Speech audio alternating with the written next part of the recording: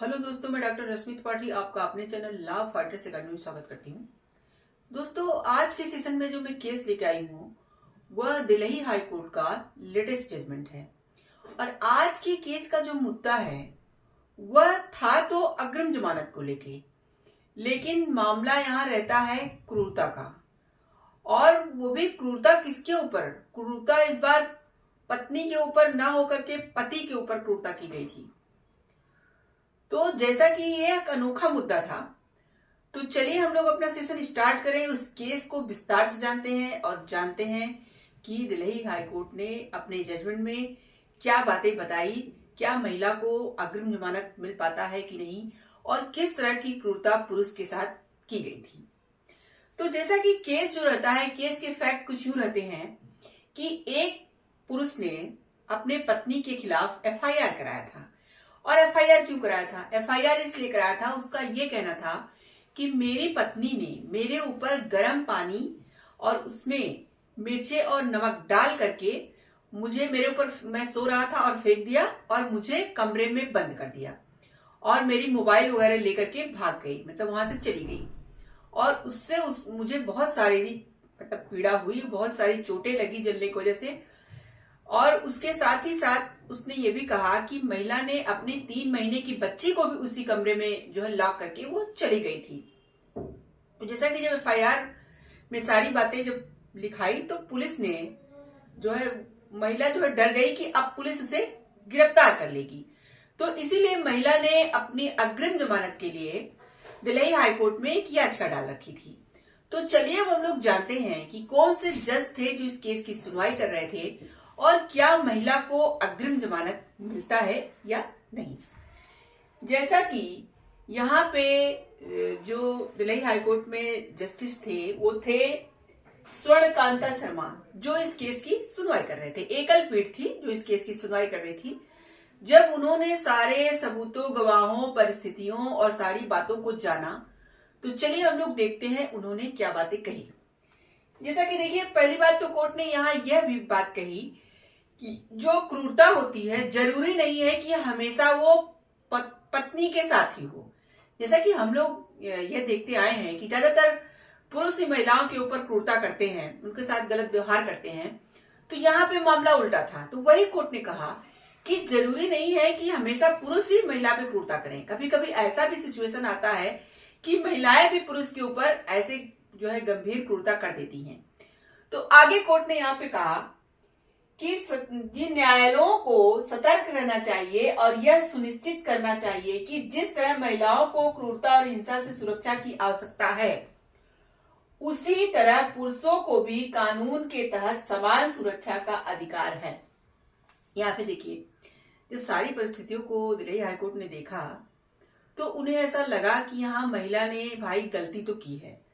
तो वही कोर्ट ने यहाँ पे कहा कि जरूरी नहीं है कि सिर्फ पुरुष ही महिलाओं पे क्रूरता करें, महिलाएं भी कभी कभी पुरुषों पे क्रूरता करती हैं। तो यही बात कोर्ट ने कही कि यहाँ पे न्यायालय को सतर्क रहना चाहिए, यानी न्यायालय को इस बात के लिए सतर्क रहना चाहिए और यह सुनिश्चित करना चाहिए कि जिस तरह महिलाओं को क्रूरता और हिंसा से सुरक्षा की आवश्यकता है, उसी तरह पुरुषों को भी कानून के तहत समान मतलब अधिकार प्राप्त है। तो समान अधिकार प्राप्त है और सुरक्षा का अधिकार है, अन्यथा समानता और मानवीय गरिमा के मूल सिद्धांतों का उल्लंघन होगा। यहाँ पे कोर्ट ने कहा अगर हम यह ध्यान देंगे कि महिला है, महिला ऐसा नहीं कर सकती है, तो यहाँ पे यह गलत होगा। इसलिए न्यायालयों को सतर्क रहना चाहिए और ये चीजें ध्यान से देखनी चाहिए। क्या महिला ने ऐसा किया है? ये नहीं सोचना चाहिए कि अरे ये महिला है, ये ऐसा नहीं कर सकती है। कोर्ट का यहाँ कहना था कि भाई पुरुषों को भी वो समान अधिकार दिए गए हैं जो महिलाओं को मिले हैं।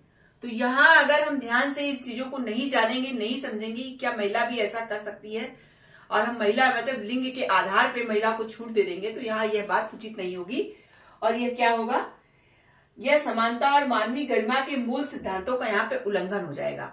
यानी कि जो समानता की बातें हमारे देश में की जाती हैं, जो उसके जो मूल सिद्धांत होते हैं, ये सब भाई अगर हम दोनों पर्सन को समान नजरों से नहीं देखेंगे तो यहाँ पे यह सिद्धांत ही गलत हो जाएगा। जैसा कि मतलब यहाँ सबूत जो भी गवाह मिले वो महिला के खिलाफ भी मिले थे।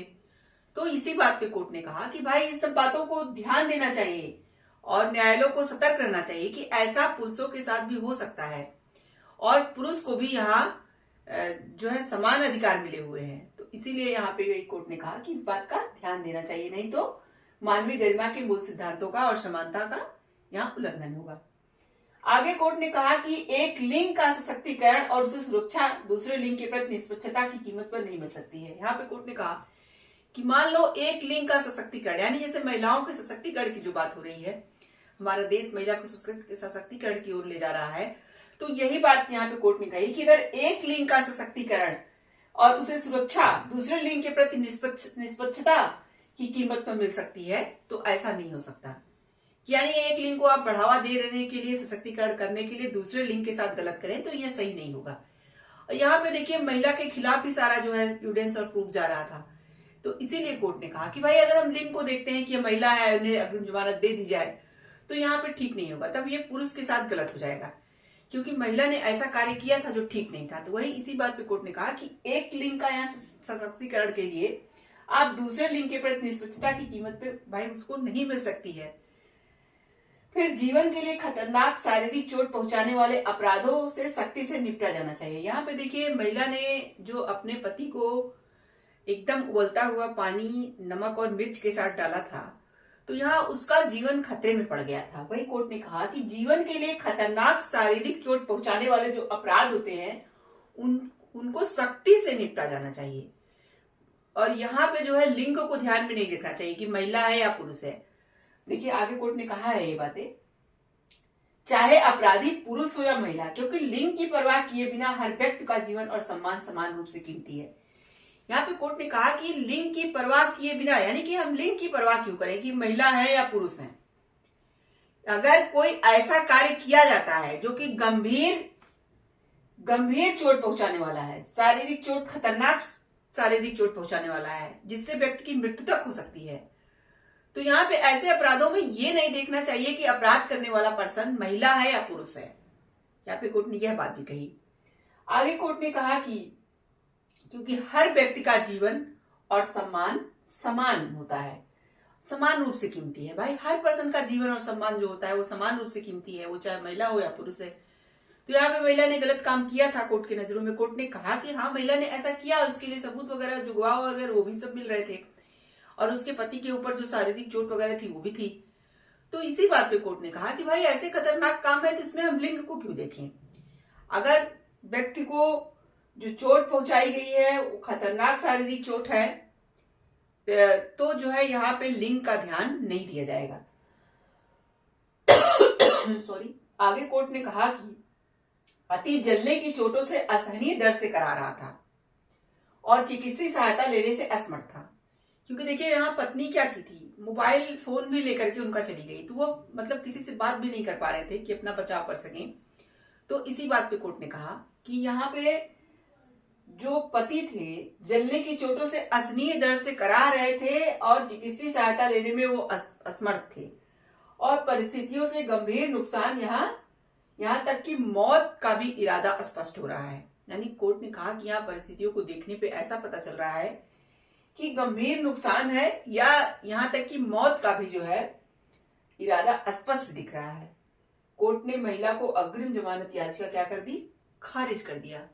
देखिए यहाँ पे कोर्ट ने महिला ने यह बात भी कही कि मुझे इसलिए भी अग्रिम जमानत मिलनी चाहिए क्योंकि मेरे 3 महीने की बच्ची है। इस बात पे कोर्ट ने कहा कि अगर आपको अपने 3 महीनों की बच्ची की परवाह थी तो आपने अपने पति के साथ क्यों उसको उसी कमरे में बंद कर दिया था।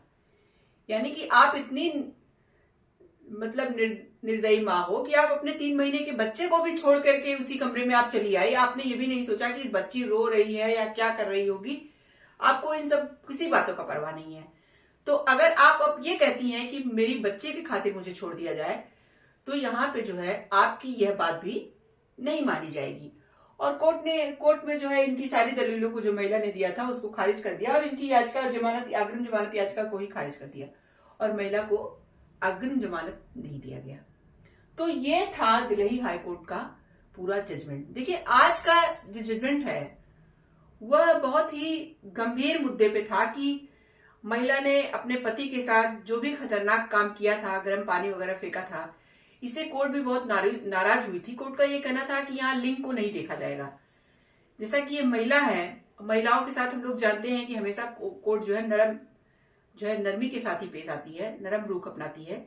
लेकिन यहाँ पे मसला बहुत आगे का था कि भाई पर्सन को, अपने पति को जो इन्होंने जलता हुआ उबलता हुआ पानी फेंका था, ऊपर से नमक और मिर्च के साथ, तो उससे वो मर भी सकता था। यानी कि यहाँ बहुत गंभीर अपराध था। तो इसके कारण कोर्ट ने कहा कि भाई ऐसे अपराधों को मतलब छोड़ा नहीं जाएगा, ऐसे अपराधों में चाहे पर्सन महिला हो या पुरुष हो।